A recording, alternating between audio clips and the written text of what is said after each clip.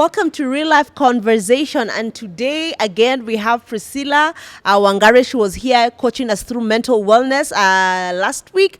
And today we have her to just share her journey with the struggle with mental health, her journey with depression, and how she got out of it. This is for you. I think it will be educative. So tune in, share with a friend, like, subscribe, and let's get talking about this issue.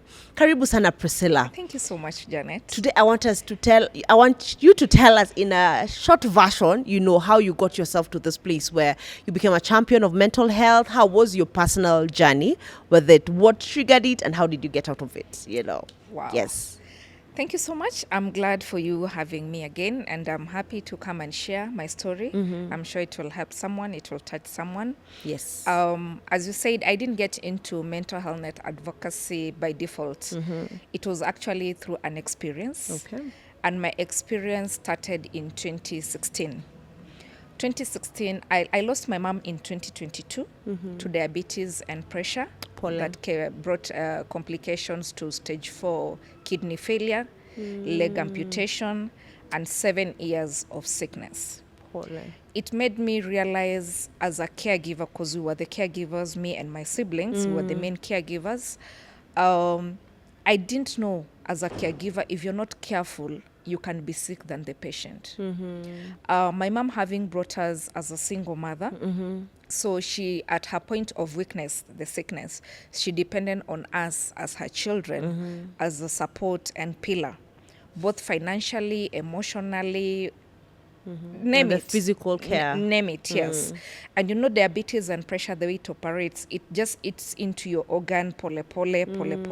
And nobody prepared us that one day you will wake up and your mom is not walking, she's in a wheelchair. One day you will wake up and the person you're looking up to is in, I'm sorry to say, in diapers, bedridden, and looking up to you to do everything from showering them to feeding them to providing, and suddenly you have nobody to look up to. So for me, the drama started. I started feeling the real effect of depression 2019. Okay. When now she was diagnosed with the kidney failure and she was staying at my place. And it now became a situation where you're doing 3 dialysis in a week. Now, a patient doing 3 dialysis in a week, 1 dialysis is 4 hours in a day, which means 4 hours in a day, you don't have a life. And with the traffic in Nairobi, and that time I was into insurance sales, literally it means you're not working 3 hours in a week. So I started losing touch with my work. I couldn't achieve my targets. I couldn't see my clients. There's the work part of my life started dying. And now I became like a fully caregiver, yet you have bills to pay. Life goes on. You have your own family who are looking up to your child. So I started losing myself at that point.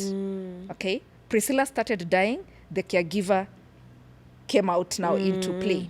Priscilla, the mother, started dying. Priscilla, the professional, Priscilla, the friend, Priscilla, the sister, was dying slowly. So one of the signs that I started realizing was I started lacking sleep. For 3 months, I could not sleep. My eyes are closed. My brain is running. So you wake up in the morning, you're more tired than you went to bed. Remember, you also have this patient you're taking care of at night. When they can't sleep, you can't sleep. Okay? During the day, you're trying to run errands so that at least you make some little coin and pay your bills. So the fatigue started kicking in. So there's this one day I was actually driving, heading to hospital to check on my mom. She was admitted. And on my way at that EABL roundabout on Thika Road, I can't tell you what happened, but all I remember is I felt dizzy and drowsy, and I slept on the steering. Luckily enough, the car was still running, and my phone, I had not put password on my phone. My phone didn't have a password. And it's good by day sometimes to embrace that these passwords, not having a password on your phone can save your life. So when the traffic started moving, the people behind me realized I'm not moving. And the traffic was moving. Yes. They were hooting and I'm not moving. There were 2 gentlemen. So they alighted and came to my car, and they opened the door, and they saw there's this lady sleeping on the steering. You had slept, not collapsed. I had slept deep sleep. Remember, I was not sleeping for 3 months and I didn't know what was going on. Deep sleep. So I understand they just checked who I talked to the last person, and it happened to be my brother-in-law, on my phone, and they called him. And they told him about it, and they agreed that we meet there's a clinic at Kasarani called Josma. They take me there for first aid. So these two gentlemen put me on the back seat of the car. How kind of them. Drove my car. One of them drove my car. The other one drove the car they had up to Josma. When we reached there, they did for me first aid. Then they referred us to St. Francis in Kasarani. When I went to Kasarani, I saw a physician. But again, we were recommended to go to health, it's called what? Avenue Hospital in Parklands. So we went to Parklands and we met this young doctor. Initially, they suspected something. They said, from the symptoms I'm giving, maybe I could be having a brain tumor, which I've captured that story in my book in chapter 1. So they recommended I go and do those scans just to confirm that I don't have a tumor on my head. Because at the same time, I was feeling my eyes were so heavy, and I'd even changed the way I could look at people. And I remember some of my friends could say, nowadays in Naringa, I have swag, the way I'm looking at them from an angle. They didn't know I was training.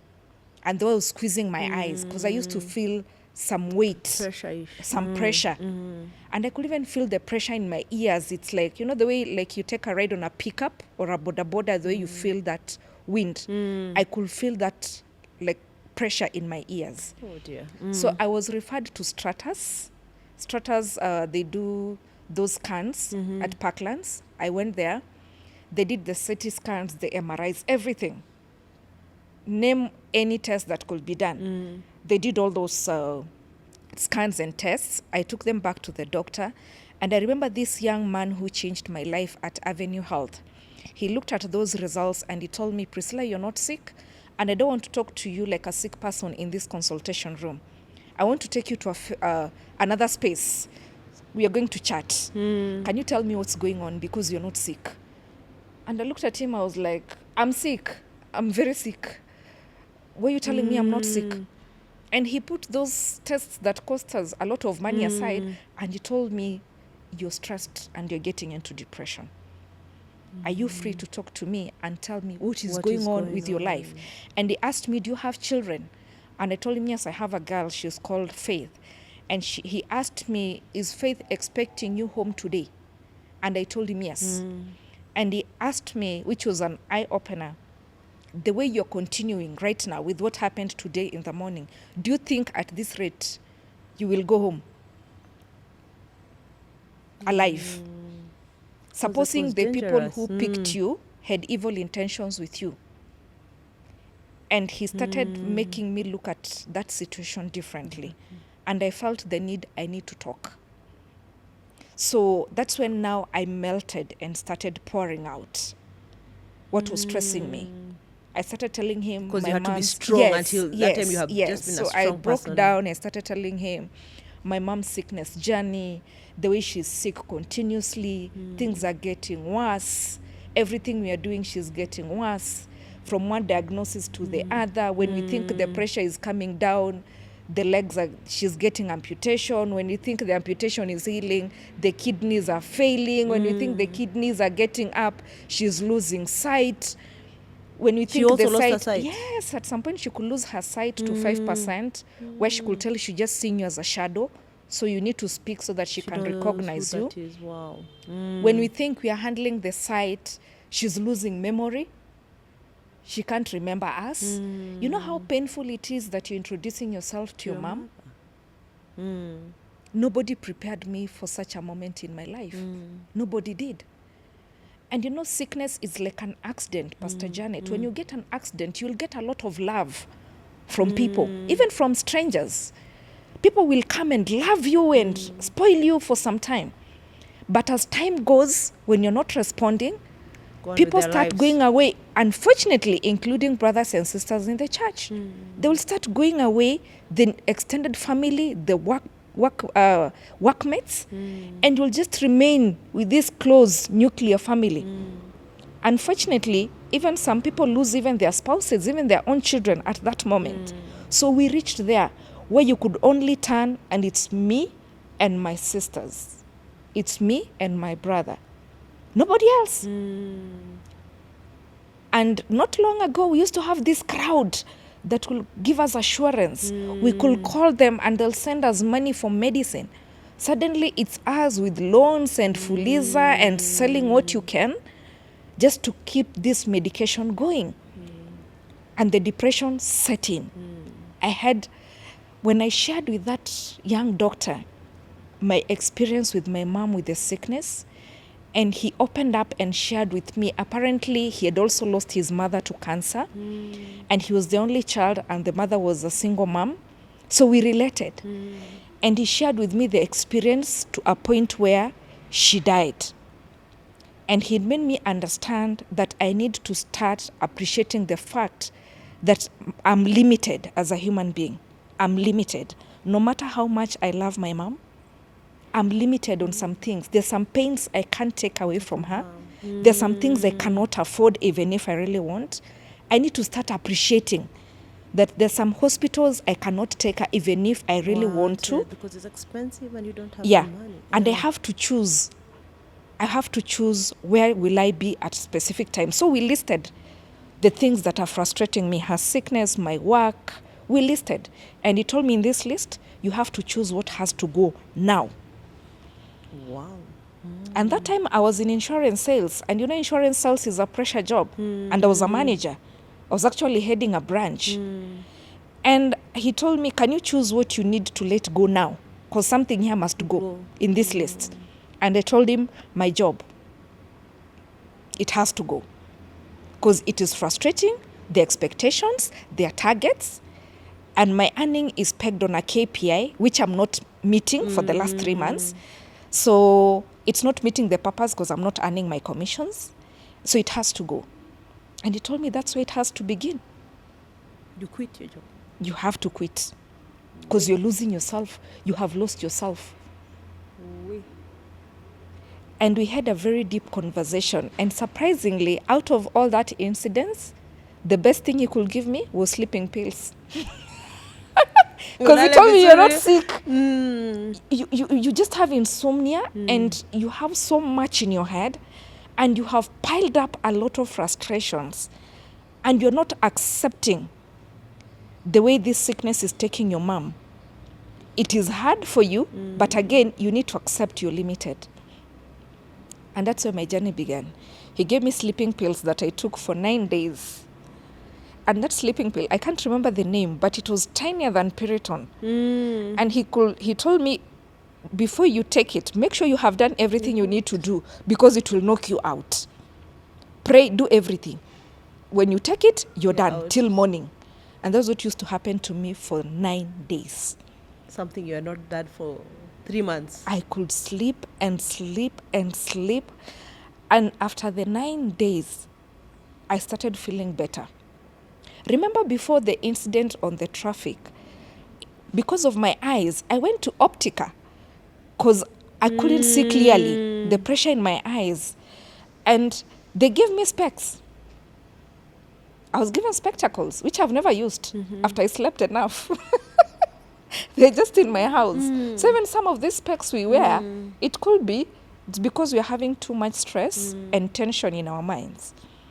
So we talked with this doctor and he made me appreciate the fact, the word called I am fine fallacy.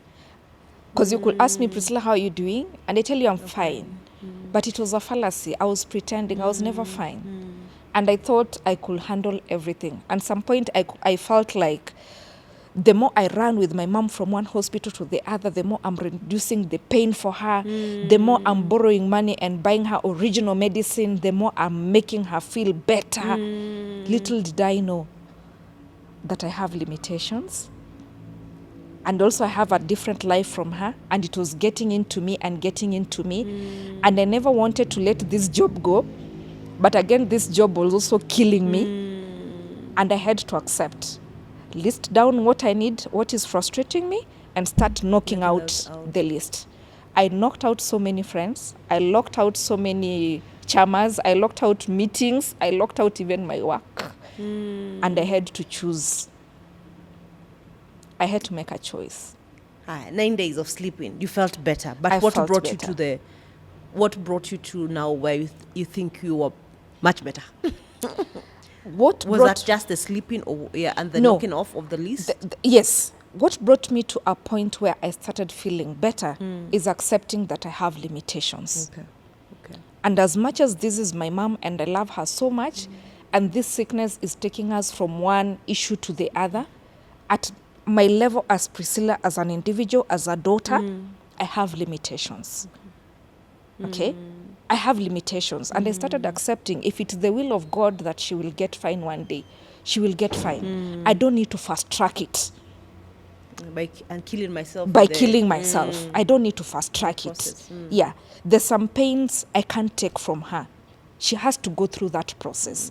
I needed to start accepting and allowing myself to understand that I can only relate to her pain, but I can't take it away. Because I think I loved her so much to a point I felt I need to do everything to get out of this situation. I need to do everything and sacrifice my everything. Little did I know, it cannot be done. I have limitations. So when I accepted I have limitations and accepted the fact that I also need help. So I identified with one nurse at Aga Khan. She was called Edith. She was a nutritionist. And I started talking to her about what I can do and what I cannot do in this situation. Okay. For yourself or for your For mom? myself For now. yourself. Yes, okay. yes. You know, like my role. What is my role as a caregiver? And now how do I start loving myself as a caregiver? Okay. And what will I do not to lose myself as a caregiver? Yeah. And she introduced me to the concept of my me moments. Okay.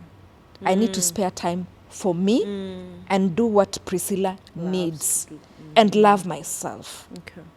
Okay? At least I need to create times where I disconnect from everything that's going on. And I think that triggered me to write a book, Disconnect. Just Okay. unplug. Just Okay. unplugging a little bit. Even if it's an hour a day, just unplug and do your thing. Yes. Because I had plugged in so much into my employer. I had plugged in so much into my mom's sickness. I didn't have my life. Yeah. What were you doing in the meantime? Sorry? When you were disconnecting for that 1 hour or so, what would you do? I could just listen to music. Okay. I love driving. You know, that just driving for fun. I'll just fuel my car and just take a ride. Sometimes I could even go as far as Naivasha. Just riding and listening to country music or listening to the gospel that I love. Just being easy. You know, just being easy. Not thinking about the bills, not even being home to be asked, what are we cooking? Cooking, yeah. Not even my daughter asking me, Mom, let's do homework. No. It is my me moment. I just be mteja and even just take a walk. You know, I could just take a walk around USIU University, go through that side of Gulf, come through the highway in the evening. Just taking a walk and seeing how Kenyans are running around with the traffic that I'm not part of, you know. And also started reading books, especially on self-care. Okay. And listening to Invested in audios. it. Yeah, I started investing into it. So my me moment was my me moment. And I appreciated the fact that my phone has a switch off button that I need to That use. is life-saving. Because you see now, since my mom was a person of people, we used to get so many calls. People won't update. How is she doing? How did the dialysis go? Everybody's asking. I appreciated the fact that I can switch off my phone and enjoy life. Let me tell you, Pastor Janet, there's a lot online, but there's a lot of peace offline. There's a lot online, but there's a lot of peace offline. I appreciated the fact that I can be peaceful offline. Deep stuff. It's Yes, true. yes. Great. Where, as we wind up, where is Priscilla now? Mental health manenos. Where are you now? The process of self-awareness is a journey. Okay. Because every day, like now, as I mentioned, my mom rested. So I'm still in the process of grieving. Because grieving takes time. Yeah. And the longer you loved that person, the longer you will grieve. It's not a sign of weakness. But I always say, as you grieve, don't lose yourself. Don't die with the dead.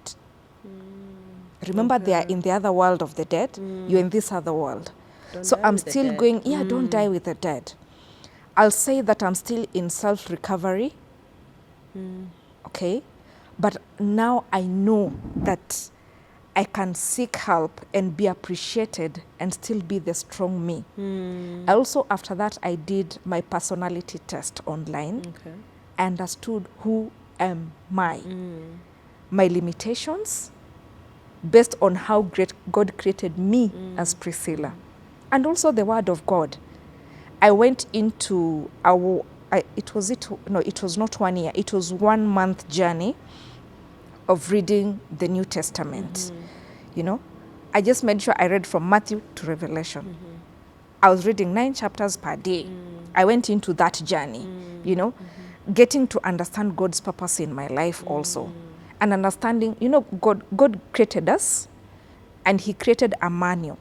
When you buy a TV or a radio or a gadget, you're given a manual on how to operate. I realized my manual is the Bible. So I started reading it more and more to understand how to handle me because that is my manual. So I'm still in that journey, but diving into advocacy has also helped me. Listening to other people's stories, I learned to appreciate life. And I learned to appreciate that other people go through more than what I went through. You know, sometimes when I feel the loss of my mom is killing me, and I give myself to a platform to talk, and after the session, someone comes and talks to me how they lost a child, how they lost both of their parents, then it hits me, how they lost their parents when they were young. I'm like, at least I enjoyed 30-something years Of being with your mom. of being with her. So also that just being in the public and talking to people in platforms and people coming to me with conversations like this one, it's still helping me. But I've also appreciated the power of sleep. Yeah? The power of sleep. I know which foods to eat at night, which foods to avoid, the things to do just, okay, like for lack of a better word, kujibembeleza, you know.